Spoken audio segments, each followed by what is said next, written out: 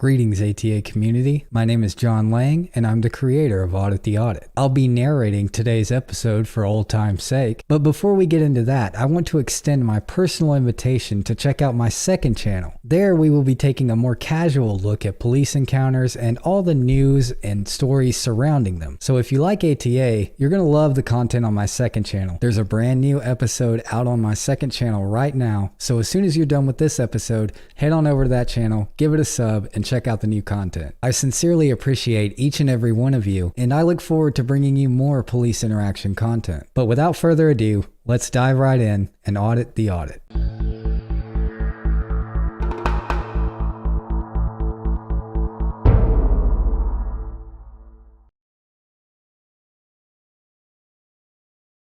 Welcome to Audit the Audit, where we sort out the who and what and the right and wrong of police interactions. This episode covers the right to record, public meetings, and fighting words, and is brought to us by Jessica Luther Rummel's channel. Be sure to check out the description below and give them the credit that they deserve. On August 19th, 2021, activist Jessica Luther Rummel attempted to film a meeting of the Denton County Republican Party Executive Committee meeting that was being held in a conference room at the Denton County Elections Administration Building in Denton, Texas. After being told the committee decided to move into an executive session, Ms. Rummel was asked to leave the room, and she continued to film in the lobby once she did so.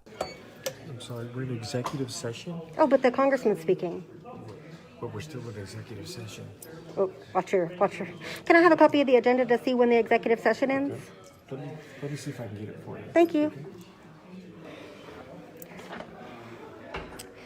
So I'm looking at the agenda here. So there's nothing here about a special executive session. You know what? I'm going to make them arrest me if that's what they want. It doesn't say anything about a closed session on the agenda. Okay. When she announced it? Sir, please don't put your face in my face. Oh, okay. When she announced it going, it's like she's the chairman, she can make that decision. This is a public meeting. I'm glad to talk to the sheriff if you want him to come talk to me. Oh, sure. I'll tell you what, yeah. Step up here. Sure. Somebody will be with you in just a second. I'll tell you what, I'll go inside, and the sheriff can make me leave if he wants to, sir. Stop. The sheriff can make me leave. That's enough. Step back. Sheriff Murphy, come tell me why I'm not allowed to be in this room. I have a right to be in that room. It's not a closed session. They have made it a closed session. They cannot do that, sir. No, they cannot. Under what rule? Under their rules, Sir, it's a public event. they have gone into an executive session. Really? Then why are there other people in there with guest tags on? Why was I the only one made to leave? Don't know the answer to that. Sir, because they're lying. It was just a ploy to make me leave. This is not a private room. No, sir. They didn't rent this. I already pulled the records. Tell me, am I under the threat of arrest if I go in that room? These people have asked you not to go in there. Sir, they don't have a right to do that. It's a public meeting.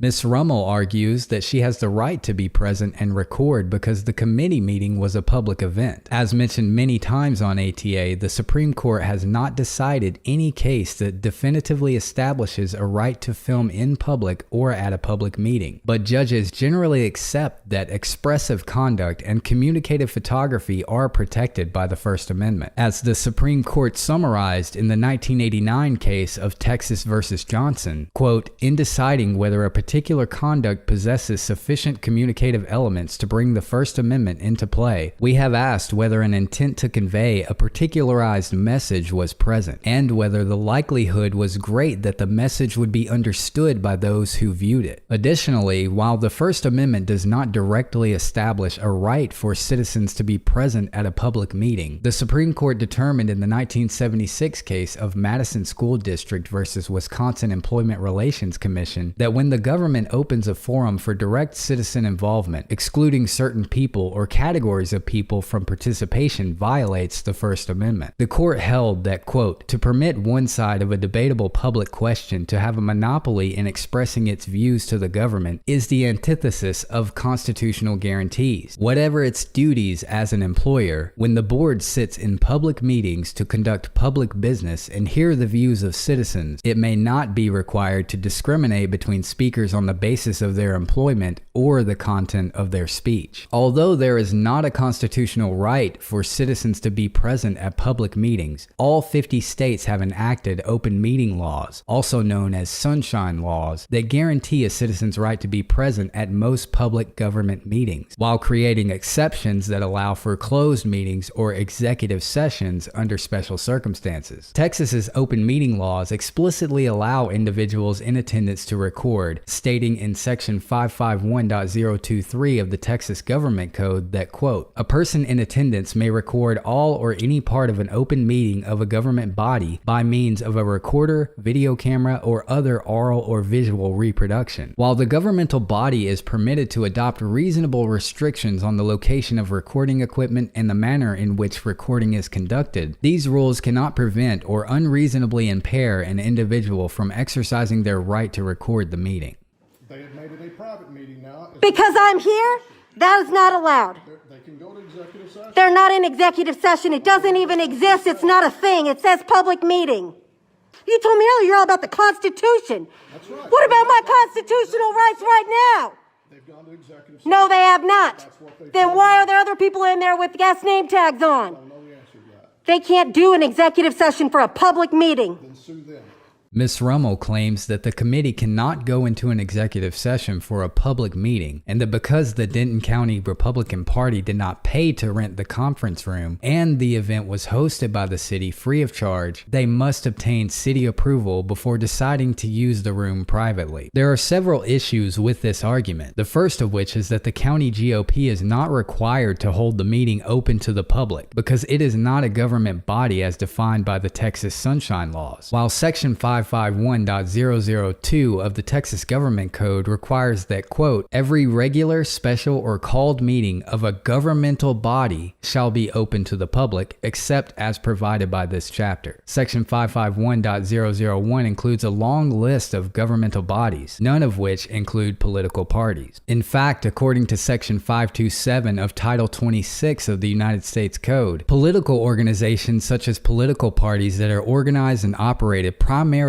for the purpose of directly or indirectly accepting contributions or making expenditures are private entities. While it is unclear whether the Denton County Republican Party is operating as a tax-exempt political organization, in any case, the party itself would not be considered a governmental body. Additionally, even if the Denton County Republican Party was a governmental body, the Texas open meeting laws allow governmental bodies to hold closed meetings in certain situations. Subchapter D of Chapter 551 of the Texas Government Code includes many statutes that identify reasons that a meeting can be closed, such as consultation with an attorney, deliberations regarding real estate and contract negotiations, and personal matters. In order to conduct a closed meeting, Section 555.101 of the Code requires the governmental body to first convene in an open meeting where the presiding officer publicly announces that a closed meeting will be held and identifies the exception to the open meeting rule that justifies holding a closed meeting. Finally, as we have reviewed many times on this channel, the fact that a meeting was held in a government facility does not automatically make the meeting a public forum for First Amendment purposes. Although the Denton County Building Use Policy does require that outside groups receive approval from the Commissioner's Court to use county-owned facilities, the Denton County Elections Administration Building is not included on the list of available facilities. However, though Ms. Rummel may be correct that the committee violated the county's requirements if they did not receive approval from the Commissioner's Court, the Sunshine Laws are applied based on the body holding the meeting, not the location where the meeting is held. As the Supreme Court stated in the 1981 case of U.S. Postal Service versus Greenberg Civic Association, quote, "The First Amendment does not guarantee access to property simply because it is owned or controlled by the government. Therefore, applying all of the legal standards to this situation, a court would likely conclude that Ms. Rummel did not have a right to attend or record the meeting." Public meeting. I'm going in that room.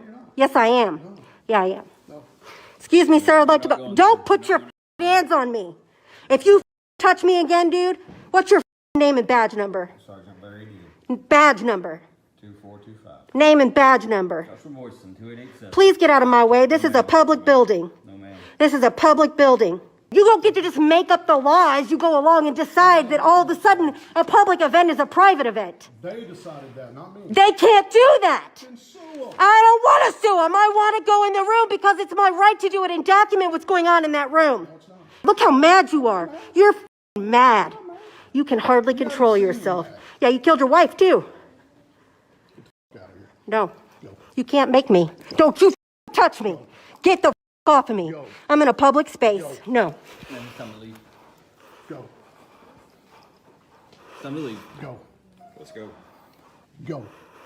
I'm in a public space. You told me I could be here. You can't make me leave just because you don't like what I say. Go.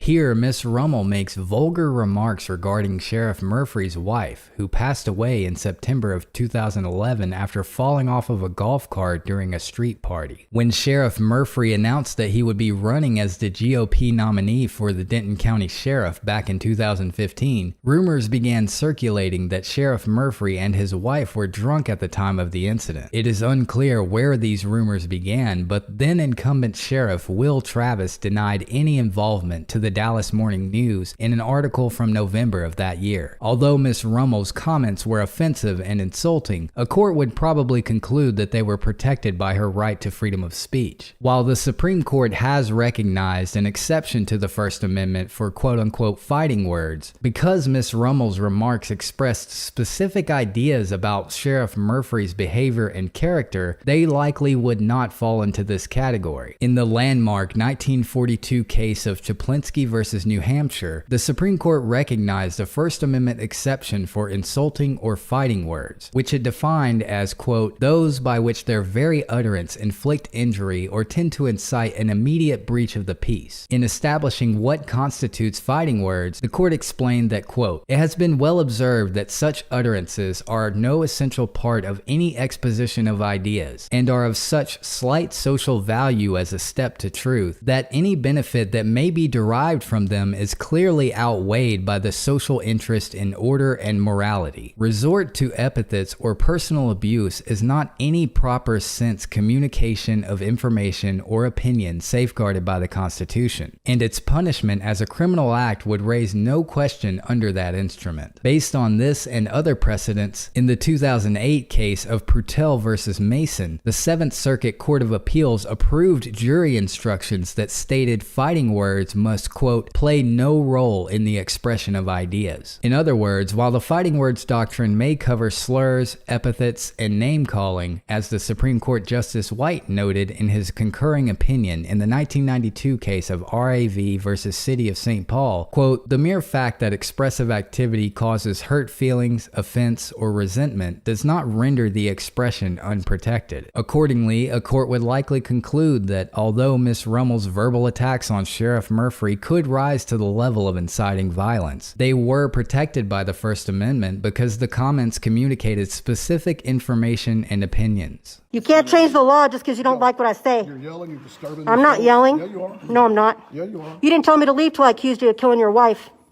Let's talk about how Denton County deputies keep showing up at my house for supposed 911 calls and trespassing on my property. 2 times.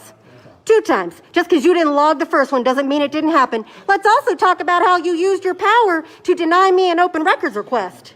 After Sheriff Murphy walked away, Miss Rummel remained outside the conference room until the meeting ended, and then interviewed various meeting participants, including Denton County Republican Party chairperson Jane Howell. In the description for the footage of her YouTube channel, Miss Rummel stated that she filed a police report on August 20th, 2021 for assault by unlawful contact and, quote, the sheriff's spittle in my face, and asked her viewers to contact the Denton County DA to request that they press charges against Sheriff Murphy. She also requested that her viewers take additional actions to spread the story and report the situation to the authorities. Overall, Sheriff Murphy gets an A- because although his tone was somewhat adversarial, he maintained a calm and collected demeanor, remained within the bounds of his authority throughout the encounter, and refused to allow Miss Rummel's personal insults to dictate the outcome of this interaction. Sheriff Murphy's ability to remain calm in the face of Miss Rummel's insults was remarkable for any person person, much less a member of law enforcement, and I commend the sheriff for placing his professional duty before his emotional response. There was a moment where Sheriff Murphy considered forcing Miss Rummel to leave the property, which he likely would have been within his authority to do. But once the other officers stepped in, the sheriff regained his composure. It is relatively clear that the sheriff was within his authority to remove Miss Rummel from the meeting and to prevent her from re-entering without permission. The First Amendment was never implicated by Miss Rummel's exclusion from the meeting, and Sheriff Murphy was under no legal obligation to allow her to enter. It is difficult to say whether Sheriff Murphy understood the constitutional implications at play during this encounter, but his conduct was legal nonetheless, and this interaction was ultimately resolved peacefully. Miss Rummel gets a C-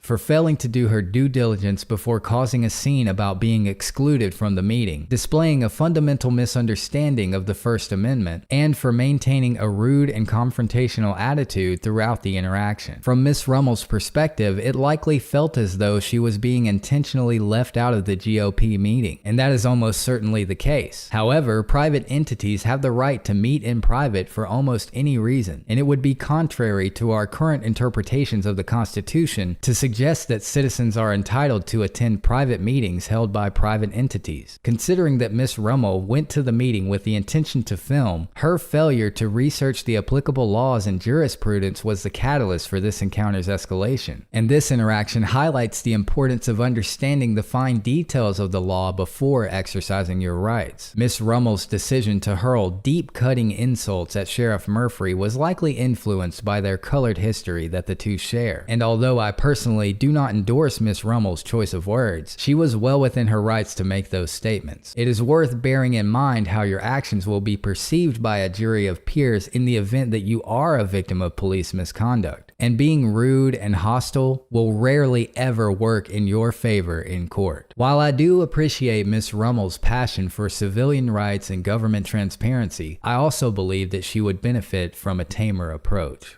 Let us know if there's an interaction or legal topic you would like us to discuss in the comments below. Thank you for watching, and don't forget to check out my second channel for even more police interaction content.